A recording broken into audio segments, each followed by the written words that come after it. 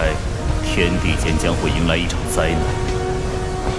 炼天古城。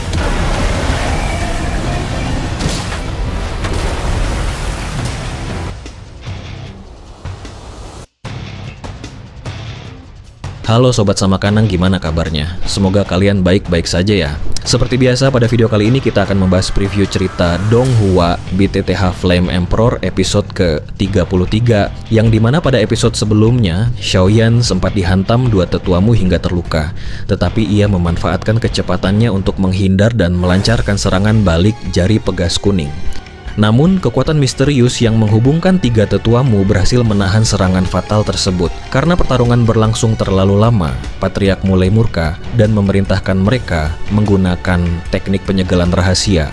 Tiga pilar cahaya abu-abu langsung mengepung Xiaoyan, menyegel ruang dan seluruh ki-nya hingga auranya menghilang seperti mayat hidup. Yueyu yang hendak menyelamatkan Xiaoyan tiba-tiba mendengar pesan rahasia darinya dan memilih mundur. Akhirnya, keluargamu membawa Xiaoyan pergi menuju kota Wu dengan penuh kemenangan. Namun mereka tidak sadar bahwa yang ditangkap hanyalah klon jiwa. Xiaoyan asli ternyata sudah bersembunyi di keluarga Yue. Teknik klon jiwa alam kaisar itu baru dipahami Xiaoyan berkat bantuan Raja Naga Emas di saat kritis. Dan itu merupakan inti cerita pada cerita sebelumnya. Kalau begitu sekarang langsung saja kita masuk ke bagian cerita terbaru.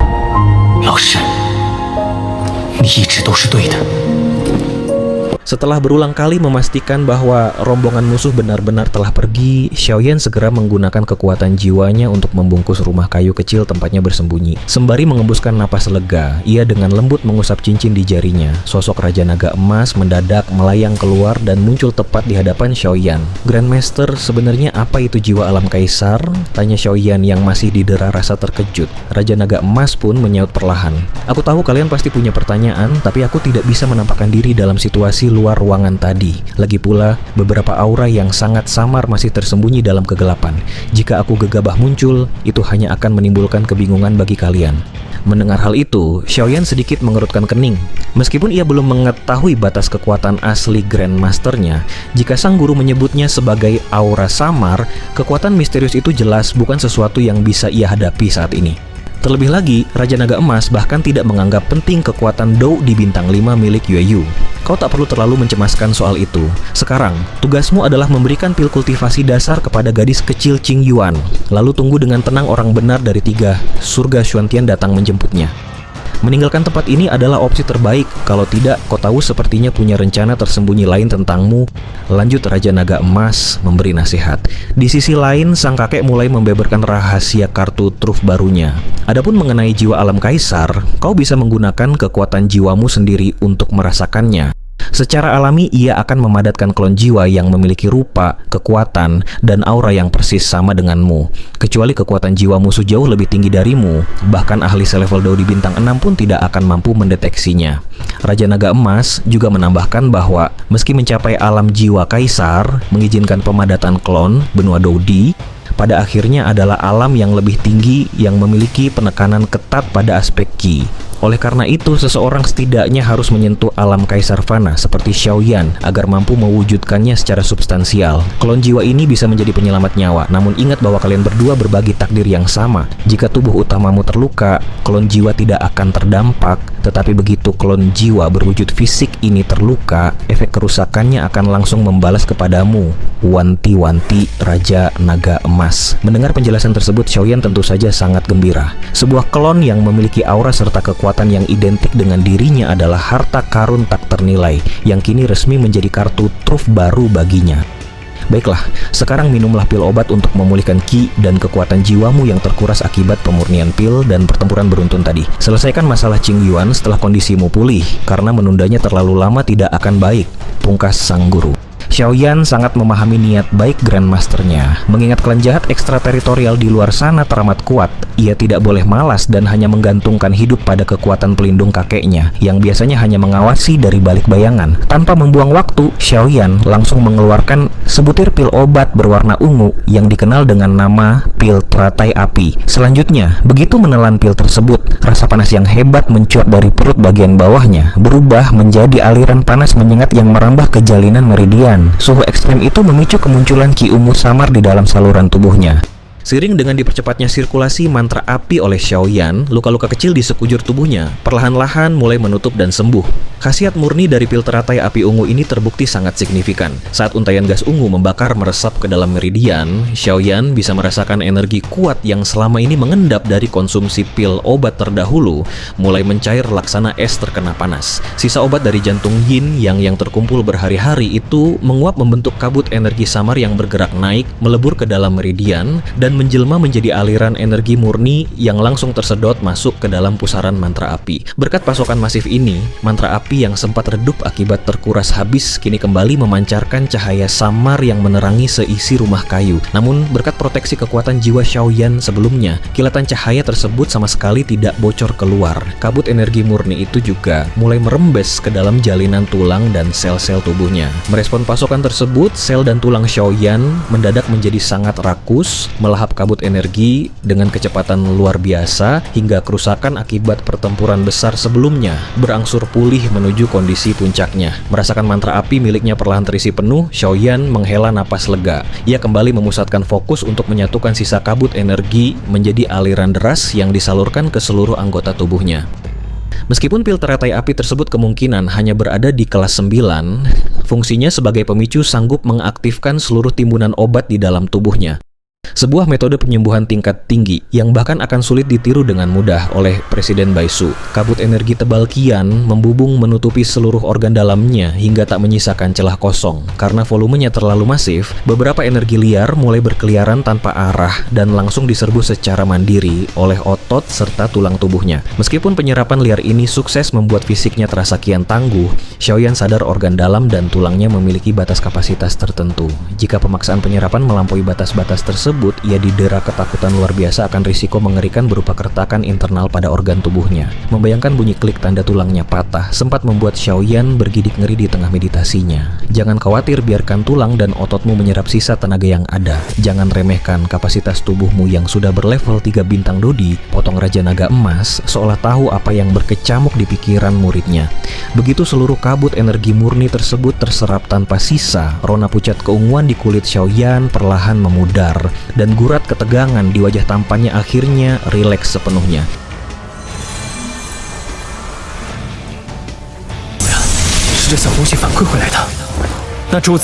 Setelah semalaman penuh memulihkan kekuatannya, Xiaoyan membuka pintu kamarnya saat fajar menyingsing. Sembari menggelengkan kepala karena waktu pemulihan yang cukup lama, ia mengenakan topi bambu untuk menyembunyikan identitasnya lalu berjalan menuju aula utama keluarga Yue. Di sana Yueru yang datang lebih awal langsung mengenali Xiaoyan di balik topi bambunya dan bertanya tentang kondisinya. Xiaoyan hanya menjawab singkat. Melihat hal itu, sang ayah Yueyu langsung tertawa dan pamer bahwa Xiaoyan adalah alkemis tingkat kaisar yang punya stok pil penyembuhan melimpah. Namun sebelum kalimatnya selesai, Yueru langsung mencubit keras tangan ayahnya yang selembut giok, lalu segera menarik Xiaoyan keluar untuk mengantarnya pergi. Yueyu hanya bisa pasrah dan kembali sibuk mengurus birokrasi keluarga. Di sisi lain, saat berjalan bersama, Xiaoyan menanyakan keberadaan tempat dengan air mengalir di dekat kota Qing. Sesuai instruksi gurunya, Raja Naga Emas, energi liar dari pil kultivasi dasar, pil alam kaisar tingkat puncak, harus diseimbangkan dengan ramuan obat di lingkungan air mengalir agar tubuh Qingyuan yang lemah tidak hancur saat menyerapnya. Yueru langsung teringat pada sebuah mata air dari memori masa kecilnya di pegunungan binatang ajaib dan menceritakan rutenya secara detail. Yueru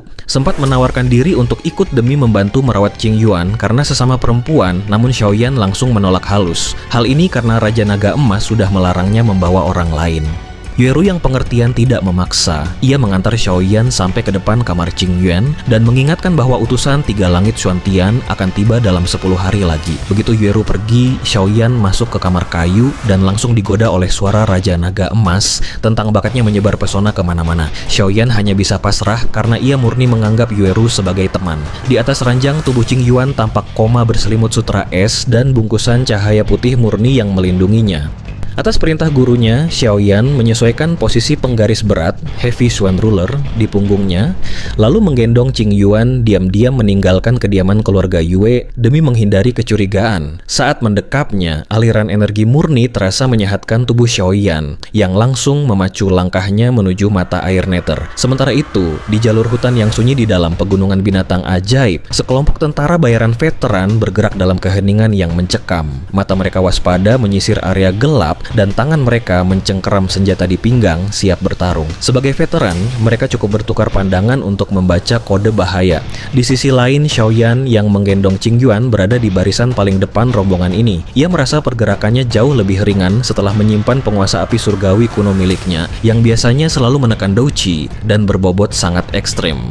Dari posisinya, Xiaoyan melirik ke arah tengah formasi pelindung di mana seorang wanita cantik berok putih ditopang laksana bulan yang dikelilingi bintang. Wanita itu tampak kelelahan dan menyeka keringat di dahinya, membuat para tentara bayaran iba dan ingin menggendongnya. Meski mereka tahu wanita itu pasti menolak dengan senyum sopan. Xiaoyan yang memiliki kekuatan jiwa alam Kaisar Fana menyadari bahwa wanita tersebut memancarkan tekanan tak berwujud yang sangat dahsyat, bahkan melampaui kekuatan Yueru. Hal itu membuatnya melirik sang wanita beberapa kali lagi. Saat itu seorang pemuda tampan keluar dari barisan penjaga dan mendekati sang wanita. Wanita berrok putih itu berbisik waspada bahwa ada ahli dengan kekuatan jiwa kuat sedang memata-matai mereka dari atas. Pemuda itu mengira itu mustahil karena mereka baru di pinggiran gunung, sehingga sang wanita hanya tersenyum tipis dan lanjut berjalan tergesa-gesa. Namun Xiaoyan sama sekali tidak tertarik dengan hubungan mereka dan terus melangkah maju dengan santai menuju koordinat mata air Nether. Tak lama setelah memasuki pegunungan binatang ajaib yang semula tenang, sebuah pertunjukan brutal tersaji di depan matanya. 3 ekor harimau ular api, binatang iblis peringkat 9 setara ahli Dosain, melancarkan serangan. Monster beratribut api ini menyimpan racun api mematikan yang bisa membunuh korbannya jika tidak diobati dalam setengah hari. Enggan membuang waktu bertarung, Xiaoyan langsung melepaskan aura Douqi-nya keluar secara masif. Seketika, ketiga monster itu lari kocar-kacir ketakutan karena insting melihat predator alami.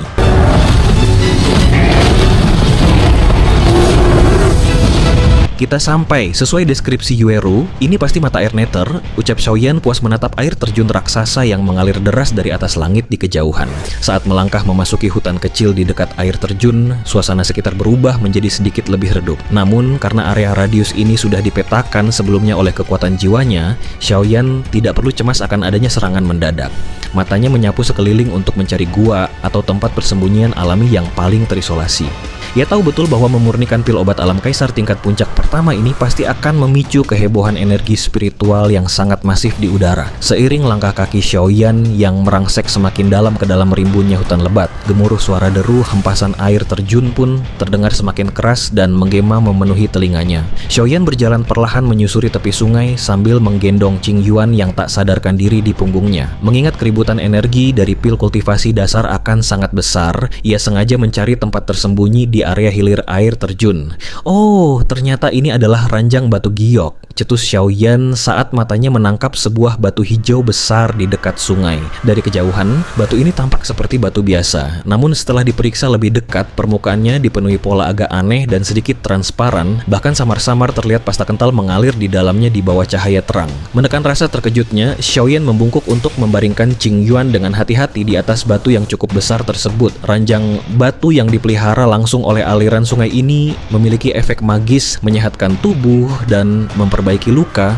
sehingga sangat bijak untuk meningkatkan peluang keberhasilan Qingyuan setelah meraba sensasi dinginnya dan memeriksa bolak-balik untuk memastikan keamanan ranjang tersebut.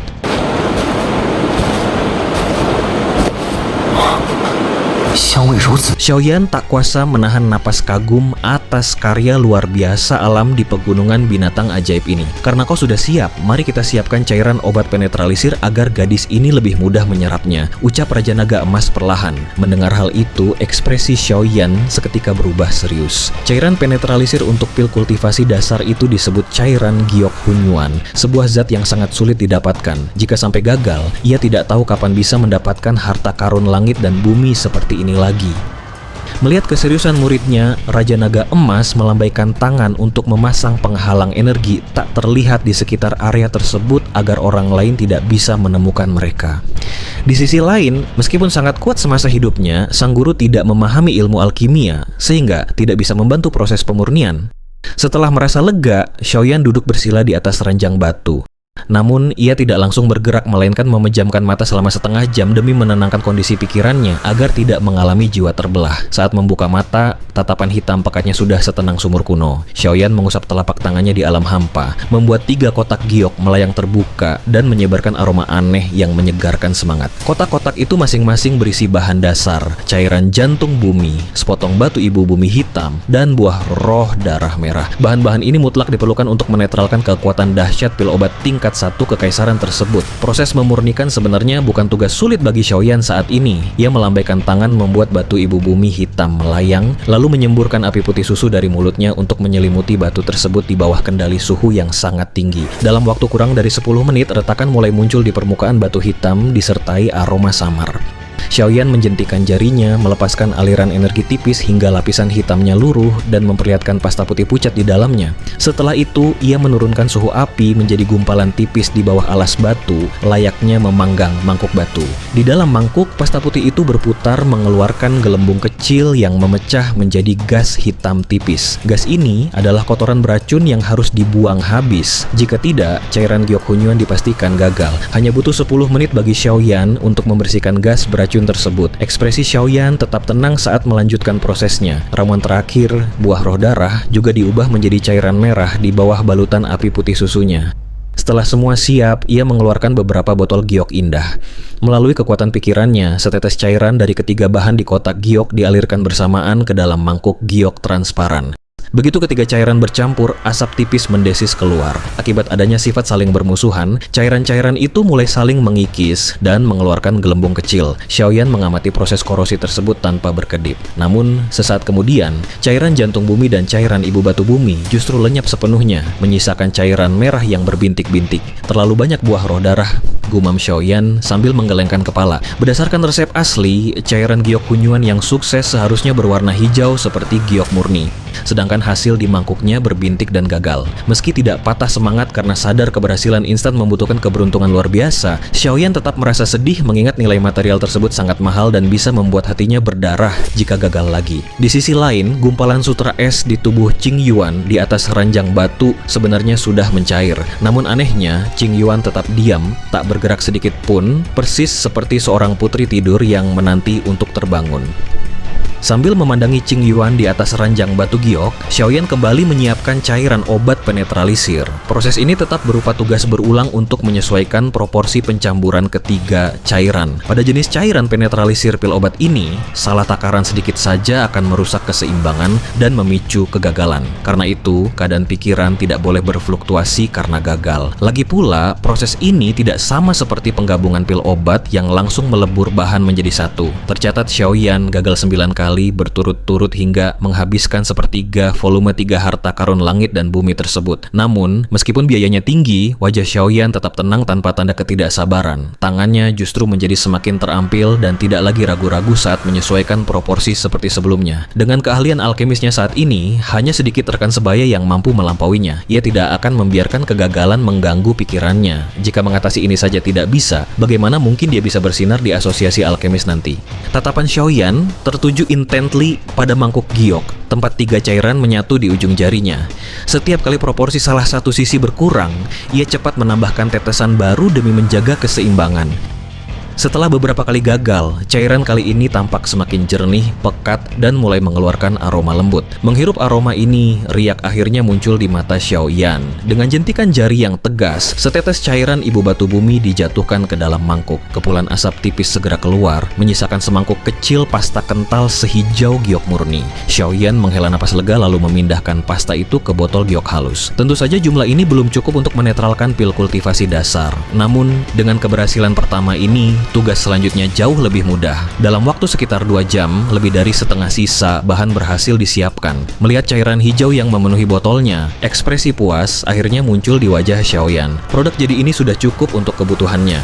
Selanjutnya adalah hal yang paling penting. Dengan kilatan tekad yang tegas, Xiaoyan berjalan mendekati Qing Yuan sambil membawa pil kultivasi dasar. Gunakan cairan giok hunyuan untuk membantu, dan bersama dengan pil kultivasi dasar, suruh gadis ini meminum keduanya, ujar Raja Naga Emas. Mendengar itu, Xiaoyan mengerutkan kening canggung. Ia memegang obat dengan satu tangan, lalu mencoba membuka bibir Qing Yuan dengan tangan lainnya. Namun anehnya, bibir gadis yang tertidur itu terkatup rapat dan tidak bisa dibuka sama sekali. Jangan berlama-lama, cairan Giok Hunyuan ini memiliki batas waktu. Begitu terlewati, khasiatnya akan hilang. Potong Raja Naga Emas yang jengkel melihat tingkah canggung Xiaoyan.